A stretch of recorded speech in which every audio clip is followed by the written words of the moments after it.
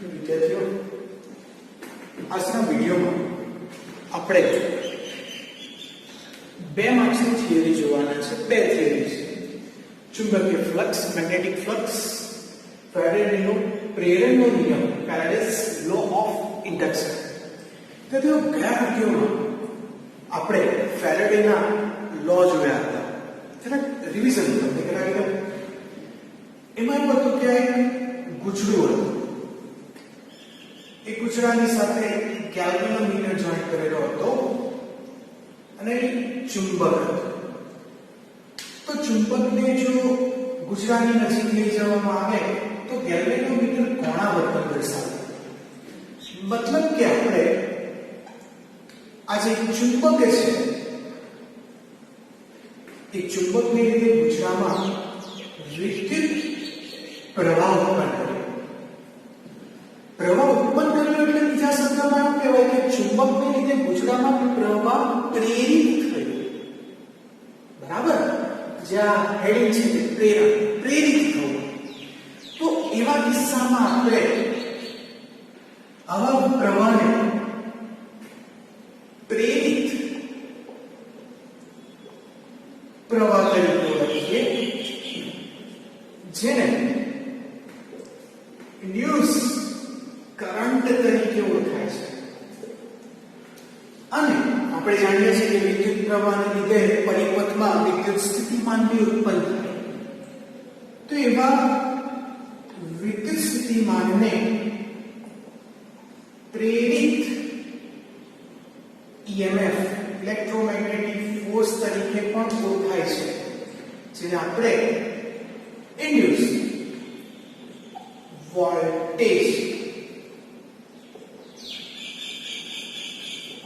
તરીકે પણ ઓળખીશું, જે પાછળથી એક પ્રકારનું EMF તરીકે જેનો શબ્દ ઉપયોગ થયો છે. વિદ્યાર્થીઓ, હવે જે આપણે પોઈન્ટ જોવાનો છે તેમાં આ પ્રેરણનો શબ્દ બીજી થિયરીમાં આવે છે, પણ આ જે 6.4 છે ફેરાડેનો પ્રેરણનો નિયમ એ ચુંબકીય ફ્લક્સ સાથે કનેક્ટ છે, એટલે આપણે બંનેને સાથે સમજવું પડશે. તો શરૂઆતમાં ચુંબકીય ફ્લક્સ. હવે ચુંબકીય ફ્લક્સ સમજવા પહેલા આપણે ચેપ્ટર 1 માં ગૌસનો નિયમ જોયો હતો. જોયો હતો ને કે ગૌસનો નિયમ એ બંધ ગાળા માટે પડાય છે અને એ બંધ ગાળામાં સંકળાયેલા વિદ્યુતભારનો બેઝિક સરવાળો અને શૂન્ય અવકાશની પરમિટિવિટી નો ગુણોત્તરને આપણે વિદ્યુતીય ફ્લક્સ તરીકે ઓળખતા, કારણ કે એ વિદ્યુત ભાર, એ વિદ્યુતીય ફ્લક્સ એ વિદ્યુત ભારને કારણે ઉત્પન્ન થાય છે અથવા તો વિદ્યુત ક્ષેત્રને કારણે. માટે આપણે એ ફ્લક્સને વિદ્યુતીય ફ્લક્સ કહેતા હતા.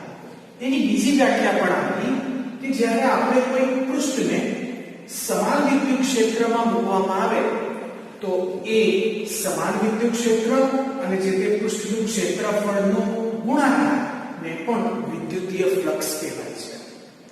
વિદ્યાર્થીઓ, જે થિયરી આપણે જે ટોપિક ગૌસમાં ભણી ગયા હતા એવો જ આપણે આ છઠ્ઠા ચેપ્ટરમાં જોવાનું છે, જેને આ જે પહેલું ચેપ્ટર એ વિદ્યુતભાર કે વિદ્યુત ક્ષેત્રને લીધે ઉત્પન્ન થતું હતું, માટે એને આપણે વિદ્યુતીય ફ્લક્સ કહેતા.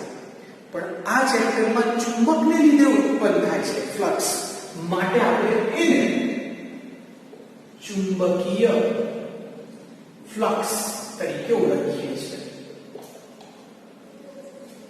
ચાલો, તો હવે આ જે ચુંબકીય ફ્લક્સ છે એને હું બે ભાગમાં વહેંચું, જેમાં પહેલો ભાગ છે કે સતત વિતરણ.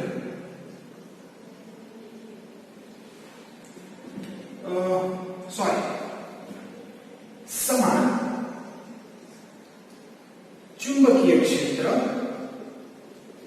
અને બીજું અસમાન ચુંબકીય ક્ષેત્ર. તો અહીંયા પહેલા પોર્શનમાં હું એક સમાન ચુંબકીય ક્ષેત્ર લઉં છું. તો આ समान चुंबकीय क्षेत्र में दर्शावी દીધું છે. એ સમાન ચુંબકીય ક્ષેત્રમાં હું એક સમતલ મૂકું છું. આ એક સમતલ જે મૂકી દીધું છે. હવે આ જે સમતલ છે એ સમતલના ક્ષેત્રફળની દિશા આપણને જાણીએ છે કે કોઈ બી સમતલ હોય તો સમતલનું ક્ષેત્રફળ એ સમતલને લંબ રૂપે બહાર આવતી દિશામાં હોય છે. તો આ જે સમતલ છે એનું આ થઈ ગયું ક્ષેત્રફળની દિશા. તો આ ક્ષેત્રફળ અને આ ચુંબકીય ક્ષેત્ર, આ સમાન ચુંબકીય ક્ષેત્ર વચ્ચે બનતો અહીંયા ખૂણો એ ધારો કે થીટા જેવો છે. તો આ સ્થિતિમાં આપણે જે રીતના વિદ્યુતીય ફ્લક્સ લખેલું તે રીતના ચુંબકીય ફ્લક્સનું રૂપાંતર એ આગળના ચેપ્ટરોમાં આપણે જોઈ રહ્યા છે. તો અહીંયા ફ્લક્સ ફાઈ બરાબર E ની જગ્યાએ ચુંબકીય ક્ષેત્રમાં શું લખાશે? B સદિશ અને ક્ષેત્રફળ A. ઘણી વખત ક્ષેત્રફળ A ની જગ્યાએ SP લેતા છે, S એટલે સરફેસ, તો એ પણ કઈ વાંધો નથી. હું અહીંયા સરફેસમાં B પણ લખી શકું અથવા તો M પણ લખી શકું. B એટલે ચુંબકીય ક્ષેત્ર, ચુંબકીય ક્ષેત્રને કારણે ઉદ્ભવતું ફ્લક્સ, અને સફિક્સમાં M ચુંબક એટલે કે મેગ્નેટને કારણે ઉદ્ભવે તો બી ફ્લક્સ સફિક્સમાં M લખી શકાય છે, કઈ વાંધો નથી. હવે હું ડોટ પ્રોડક્ટ કાઢીશ તો અહીંયા હું લખીશ B A cos θ. હવે તમે જાણો છો કે આ ફ્લક્સની વેલ્યુ, ચુંબકીય ફ્લક્સની વેલ્યુ એ મેક્સિમમ ક્યારે થશે? ક્યારે થાય વિદ્યાર્થીઓ મેક્સિમમ? જ્યારે થીટાની વેલ્યુ 0 ડિગ્રી હોય, એટલે થીટા બરાબર 0 ડિગ્રી લેશો તો ત્યારે તમને ફ્લક્સ મેક્સિમમ મળે અને ત્યારે તેની વેલ્યુ આવશે Pa. જો તમે થીટાની વેલ્યુ 180 ડિગ્રી લેવા જાઓ તો ફ્લક્સ તમને મિનિમમ આવશે અને એની વેલ્યુ છે -Pa. અને જો થીટાની વેલ્યુ 90 ડિગ્રી લેવા જાઓ તો ફ્લક્સ નો જવાબ તમને cos 90 ની વેલ્યુ 0. બરાબર? એટલે આ કેવી રીતે? તો આ સમાન ચુંબકીય ક્ષેત્ર છે. બરાબર? આ સમાન ચુંબકીય ક્ષેત્ર હોય અને આ સમાન ચુંબકીય ક્ષેત્રમાં જો સમતલ આ રીતે હશે, આ રીતે સમાન ચુંબકીય સમતલ આ રીતે, તો આ સમતલના ક્ષેત્રફળની દિશા અને બીની દિશા એક જ દિશામાં, તો એક દિશામાં θ 0 ડિગ્રી. પણ જો સમતલ આવું હોય તો આ ચુંબકીય ક્ષેત્રની દિશા અને ક્ષેત્રફળ એ બંને એકબીજા સાથે 180 ડિગ્રીનો કોણ બનાવે, તો ત્યારે આપણને ફ્લક્સ -Pa મળશે. અને લંબ હોય એટલે આ સમાન ચુંબકીય ક્ષેત્ર તેને લંબ આવી રીતના આપણે સમતલના ક્ષેત્રફળની દિશા જાય તો આપણને જવાબ 90 ડિગ્રી આગળ ફ્લક્સ મળશે 0. તો વિદ્યાર્થીઓ અત્યાર સુધીમાં આપણે આજે જોયું તેમાં આ સૂત્ર મતલબ ખાસ કાળજી રાખવાની છે. આગળ જઈએ અસમાન ચુંબકીય ક્ષેત્ર. તો આ એક અસમાન એવું ચુંબકીય ક્ષેત્ર છે જે અસમાન ચુંબકીય ક્ષેત્રમાં આ એક સમતલ લીધું છે. હવે આ સમતલનું ક્ષેત્રફળ કેવી રીતના શોધી શકીશ? તો એના માટે મારે આ સમતલનો એક સૂક્ષ્મ ખંડ લેવો પડે. તો આ સૂક્ષ્મ ખંડના ક્ષેત્રફળની દિશા એ પણ સૂક્ષ્મ જશે. બરાબર? કારણ કે આખો જે સમતલ છે એનું ક્ષેત્રફળ એ જ એટલું છે કે આપણે સૂક્ષ્મ જ ભાગ લીધો એટલે એનું ક્ષેત્રફળ બી સૂક્ષ્મ મળે છે. અને એમાંથી જે પસાર થાય છે એ ચુંબકીય ક્ષેત્ર B છે. તો આ બે વચ્ચેનો ખૂણો ધારી લેવો, ધારો કે θ છે. તો એ કિસ્સામાં હું અહીંયા આ એક પહેલો સમતલ આપું છું. એટલે હું અહીંયા કે આ જે સમતલ છે એના લીધે મને એક વાત કહેવાની રહી કે એના લીધે જે ફ્લક્સ મળશે એ સૂક્ષ્મ ફ્લક્સ d phi જ મળશે. હા, તો આ ધારો કે પહેલો પહેલું જે સમતલ છે તો પહેલા સમતલ માટે d1 is equal to b1 dot d1 સદિશ. હવે હું ધારો કે આવો એક બીજું સમતલ વિચારો તો એ બીજા સમતલ માટે ફ્લક્સ કેટલું મળે d5 બરાબર d2 સદિશ માઈનસ d2 સદિશ. તો આવા કેટલા પોસિબલ છે તો આવા તો n પોસિબલ છે તો d5n bn સદિશ ડોટ dan સદિશ. તો આમ આપણે કુલ ફ્લક્સ એ કેવી રીતના શોધી શકીએ તો કુલ ફ્લક્સ શોધવા માટે તમારે સમેશન કરવું પડશે. Summation i is equal to 1 to n જેટલું. તો માટે phi બરાબર summation i is equal to 1 to n અને d5 આની જગ્યાએ આપણે લખી શકીએ di into dai સદિશ. બરાબર. જો વિતરણ સતત હશે તો તમે અહીંયા સમેશનની જગ્યાએ સંકલનનો પણ ઉપયોગ કરી શકો છો. હવે આપણે ફેરાડેના પ્રેરણનો નિયમ સમજવાનો છે.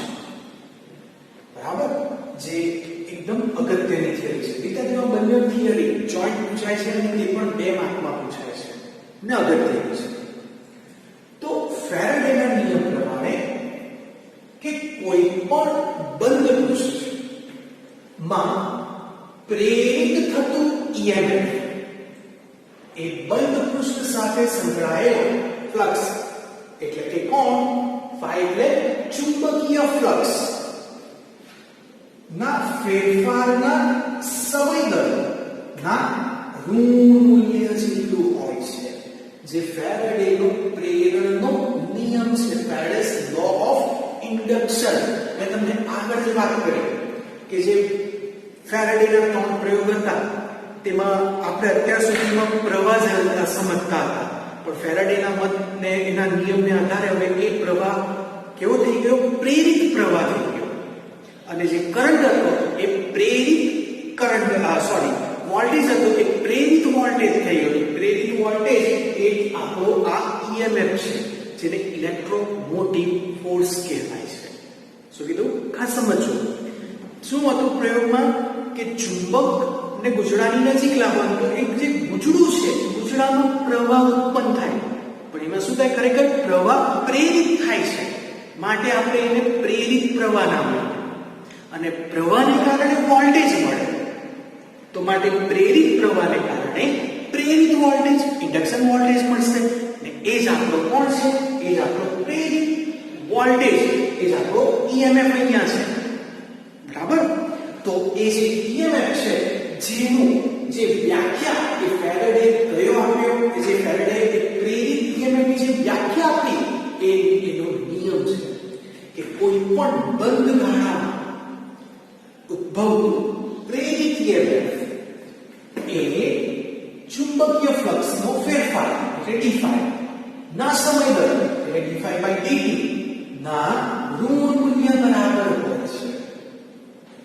તો આને આધારે જો એ જે ગુજડું હોય છે બંધ ગાળા એમાં જો ધારો કે n આટા આવે તો પછી આપણે EMF નું સૂત્ર લખવું પડશે -n into d5/dt. જો phi એ આ જે phi છે ઇલેક્ટ્રોમોટિવ ફોર્સ જેને આપણે પ્રેરિત વોલ્ટેજ તરીકે પણ ઓળખીએ છીએ એટલે એક પ્રકારનો વોલ્ટેજ જ છે એટલા માટે એનો જે એકમ આવશે એ આવશે વોલ્ટ. જ્યારે આ જે ચુંબકીય ફ્લક્સ છે એનો એકમ શું લખશું આપણે જરા વિચારો તો એનું જે સૂત્ર છે B into A એટલે ચુંબકીય ક્ષેત્ર જેનો એકમ ટેસ્લા એટલે ક્ષેત્રફળનું એકમ મીટર સ્ક્વેર તો ટેસ્લા into મીટર સ્ક્વેર જેને આપણે કહીએ છીએ વેબર. બરાબર. તો વિદ્યાર્થીઓ આ રીતના આપણે બહુ જ અગત્યની એવી આ 2 થિયરીઓ જોઈ છે.